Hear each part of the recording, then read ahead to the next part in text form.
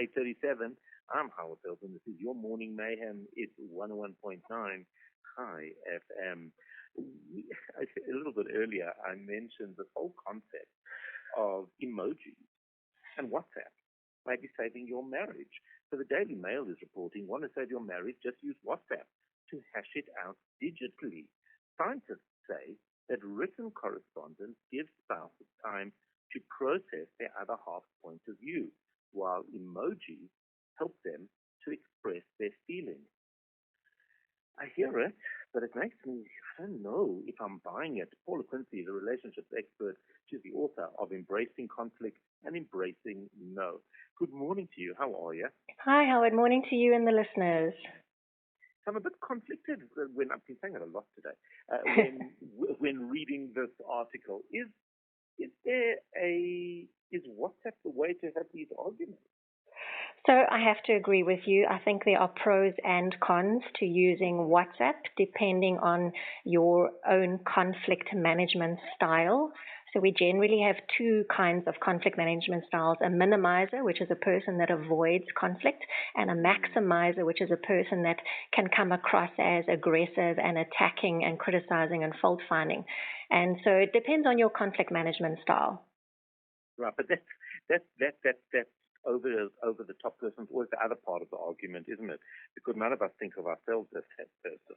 No, definitely not. When we're in a reactive defensive state, all we're doing is we're in survival mode and we go into fight, flee, or freeze mode, and it's about survival and getting away from the threat or the danger, in other words, the conflict that's happening.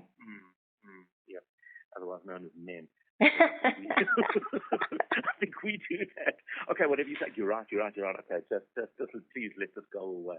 Let this discussion end. So maybe from that point of view, there is a place to hash something out on a WhatsApp conversation.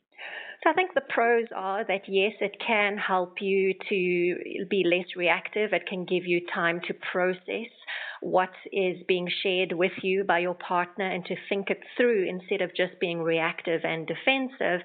And it can help you regulate your emotions and be able to see things from your partner's perspective and then work your way through to resolving the issue or the situation. Yeah.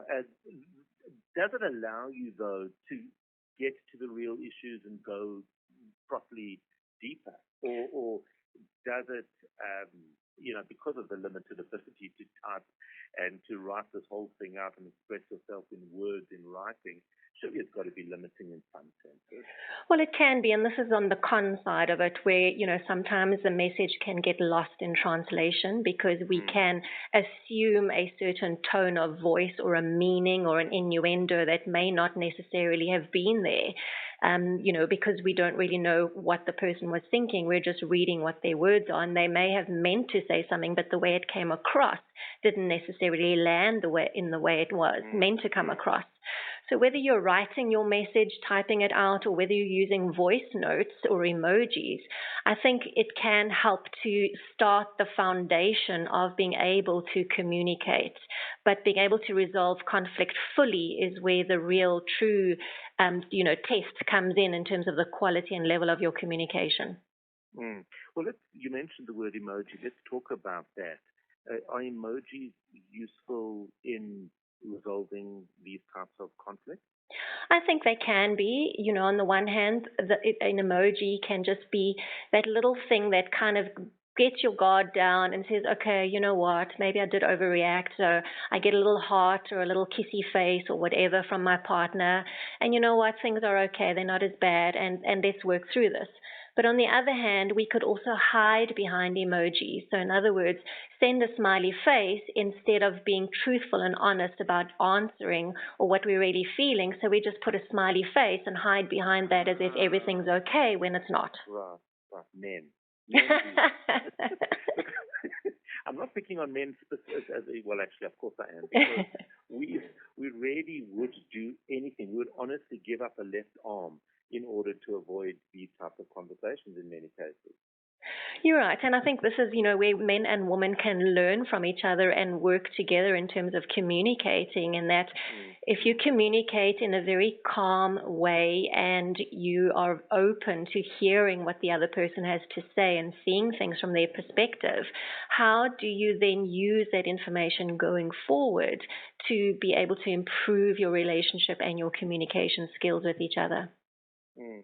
It's actually interesting because I read a study that although emojis are very powerful and useful in WhatsApp conversations, they're viewed very badly in emails and in business communications. And often the person seen using emojis, it's not quite on the same subject, but I'm fascinated at your thoughts on your thoughts in this regard.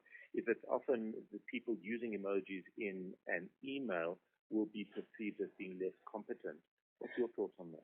So I think it depends on the nature of the relationship with the person that you're communicating with. So in most corporates, it's around, business style, business format, and being professional and conducting yourself in a professional way. And emojis don't fit into that category. However, if you have a very good personal relationship with someone in the corporate space, where you've developed a relationship over years, I think, using an emoji here and there is not a bad thing. It's just a way of showing more of a connection with that person. But I think there's a time and place for it. And I think your point is valid, is that it's got to be a person with whom you have a level of comfort. If you're sending it to somebody outside of your organization or somebody within your organization who you're not that familiar with, then it might be perceived as maybe being insincere and less professional. So I think the bottom line, if I understand you correctly, saying that WhatsApp conversations, WhatsApp conflict resolutions, including emojis, have their place. It can be used positively, but it really is only one aspect in terms of conflict resolution. That's absolutely correct. It can help and it can assist, but at the same time, it can also be a tool to hide behind as well. And because it's safer to hide behind a screen than be completely honest with your partner and with yourself as well.